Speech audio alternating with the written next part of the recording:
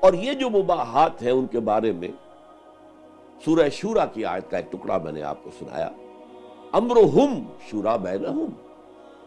یعنی یہ جو دائرہ ہے کتاب و سنت سے جو قائم ہو گیا ہے یہ تو امر اللہ ہے، اس میں کوئی تبدیلی نہیں ہو سکتی۔ جدید اسلامی ریاست میں اس کی کوئی بھی مقننہ ہے، کوئی لیجسلیچر اسمبلی، لیجسلیٹو اسمبلی ہے، اس کے 100% ارکان بھی کتاب و سنت کے احکام جو ہیں ان میں کوئی تبدیلی نہیں کر سکتے۔ البتہ اس مباحات کے دائرے میں امرہم شورى، یہ امرہم ہے، یہ ان کا معاملہ، یہ ان کا دائرہ کار ہے۔ تو پہلی بات یہ کہ حاکمیت اللہ کی، اور یہ کہ لیجسلیشن جو ہے ایٹ ایوری لیول، اگر فیڈرل گورنمنٹ ہے تو ایک سینٹرل گورنمنٹ ہے، اور ایک پھر یہ کہ صوبوں کی یا اسٹیٹس کی ریاست کوئی حکومتیں ہیں، یا اس کے نیچے جیسے امریکہ میں، کیونکہ امریکہ میں بہت down to the ground, grass root level تک لے آیا گیا ہے ڈیموکریسی کو، کہ وہاں جو کاؤنٹی ہے اس کا جو تھانے دار ہے وہ بھی الیکٹڈ ہے،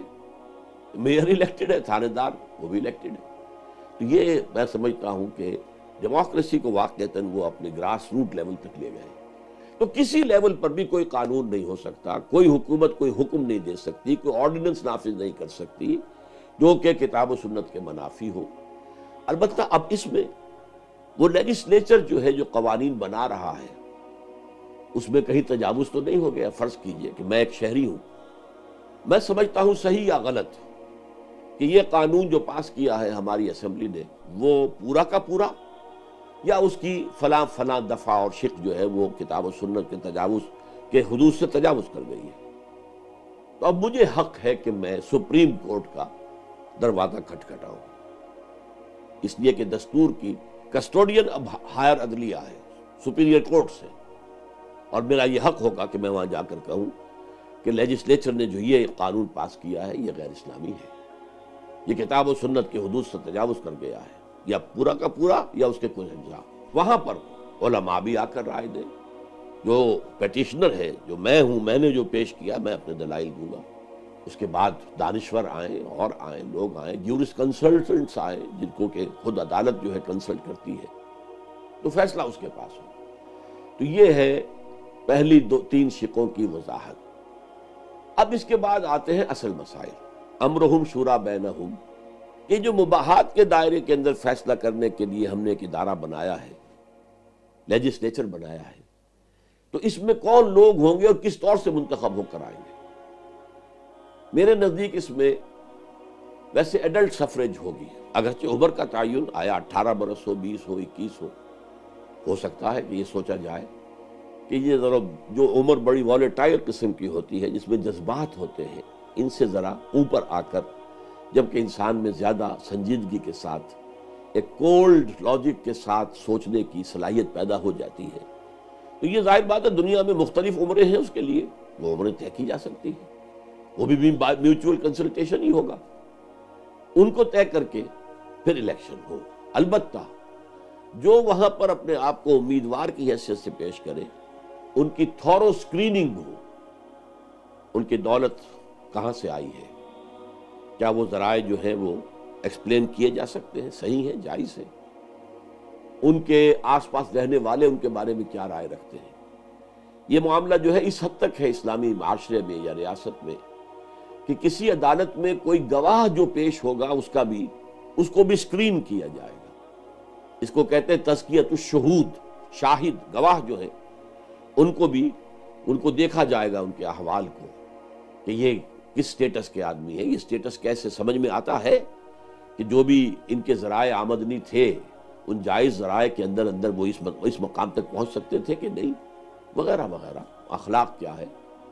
اسلامی معاشرے میں، یہ بھی ہوگا وہ شاعر اسلامی کے پابند ہے کہ نہیں ہے، نماز روزے کے پابند ہے کہ نہیں ہے،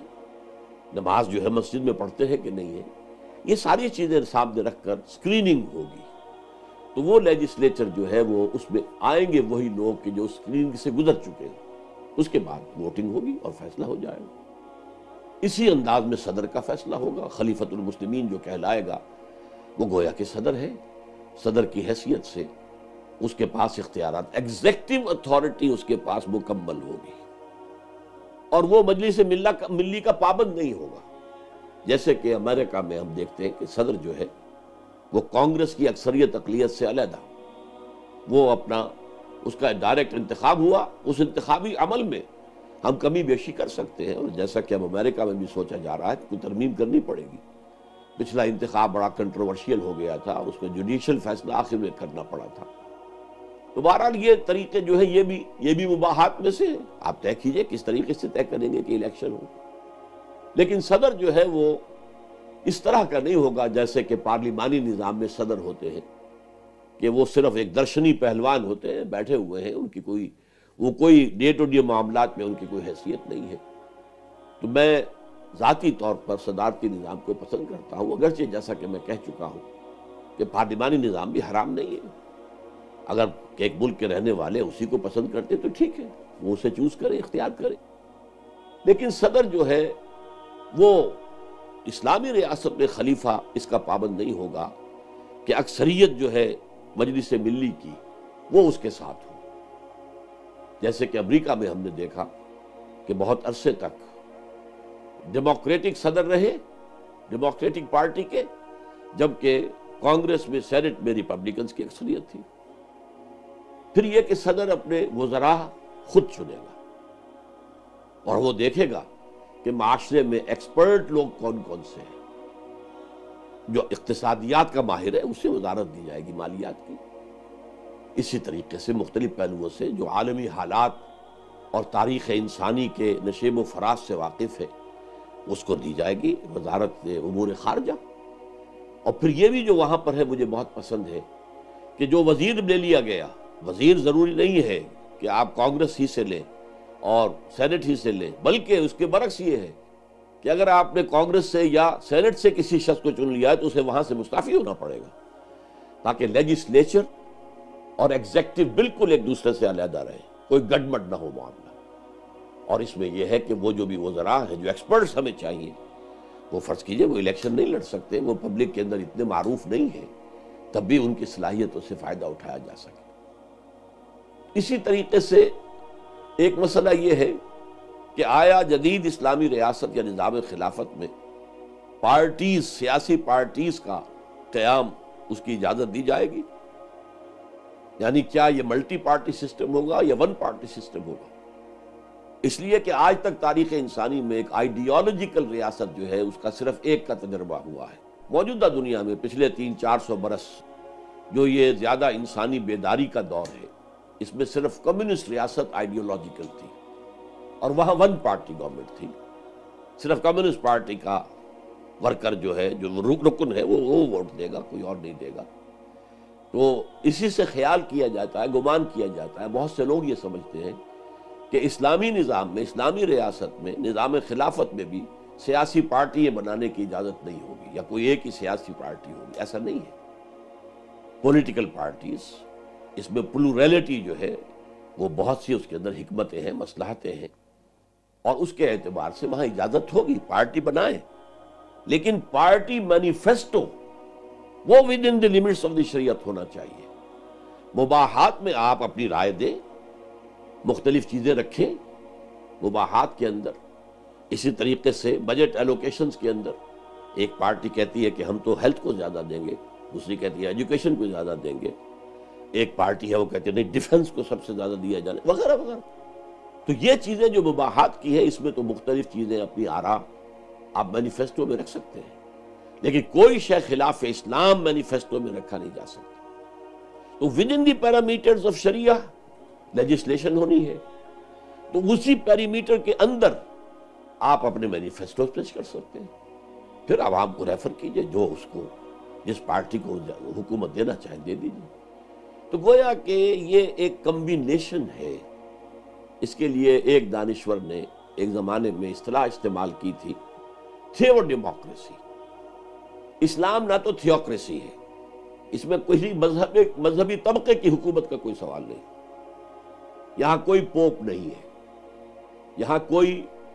نہ پاپائیت ہے نہ برہمنیت ہے، نہیں، کچھ نہیں۔ المسلموں کفر لکل مسلم، تمام مسلمان آپس میں برابر ہیں۔ اس اعتبار سے اس کے اندر جو ہے تھیوکریسی کا کوئی امکان نہیں، لیکن ڈیموکریسی بھی نہیں ہے، اس لیے کہ ڈیموکریسی میں تو بیسک پرنسپل ہے ساورنٹی آف دی پیپل، اور جو بھی لیجسلیچر وجود میں آتا ہے اس کی اتھارٹی، لیجسلیٹو اتھارٹی، وہ مطلق ہے، اس پر کوئی پابندیاں نہیں ہے، وہ جو چاہے قانون پاس کرے۔ وہ ہومو سیکشولیٹی کو جائز قرار دے دے تو اس کا اختیار ہے، اسی طریقے سے وہ ہومو سیکشول میرجز کو اگر جائز قرار دے اس کا اختیار ہے،